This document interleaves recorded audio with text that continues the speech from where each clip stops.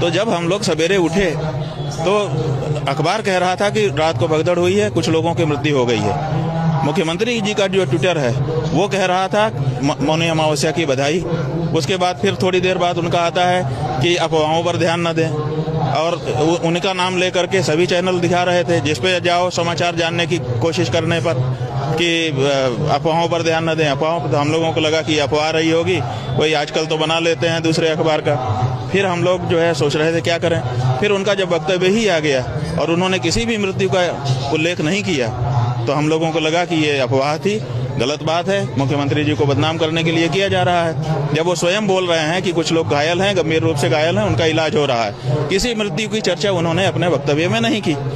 तो हम लोग फिर निकल पड़े कि भाई जब कोई मृत्यु नहीं हुई है, घटना हो गई है, सब संभाले हुए हैं, तो चलो स्नान करते हैं। हम स्वयं पुरी के द्वारका के शंकराचार्य जी महाराज, श्रृंगेरी पीठ के शंकराचार्य जी महाराज से अनुरोध हमने किया कि अब चला जाए, स्नान करें।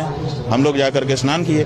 अब आप बताइए कि मुख्यमंत्री ने धोखा किया कि नहीं हमारे साथ। फिर उन्होंने अखाड़े कुल वालों से बात किया कि सब ठीक है, उन्हीं के वक्तव्य का प्रभाव रहा कि उस पहले अखाड़ों ने रद्द कर दिया था कि हम स्नान नहीं करेंगे, बाद में अखाड़े सारे संत महंत सब स्नान किए। आपने हमको धोखा में रखा कि कोई मृत्यु नहीं हुई है। हिंदू धर्म में ये नियम है कि जब परिवार में कोई मर जाता है, विशेष करके ऐसी घटनाओं में भोजन नहीं करता है कोई। हम कल एक दिन उपवास नहीं रख सकते थे उनके लिए जो चले गए, आपने उससे हमको वंचित कर दिया। हमको आपने ऐसा आभास करा दिया कि अफवाह चल रही है, कोई कैजुअलिटी नहीं हुई है, कोई मृत नहीं हुआ है। तो इतना बड़ा धोखा संत समाज के साथ, इतना बड़ा धोखा संत सनातनियों के साथ, इतना बड़ा धोखा हम लोगों के साथ कैसे इन्होंने कर दिया, क्यों कर दिया? अखाड़े की पीड़ा ज्यादा है कि आपने देश के सामने झूठ क्यों बोला, सनातनियों के सामने झूठ क्यों बोला?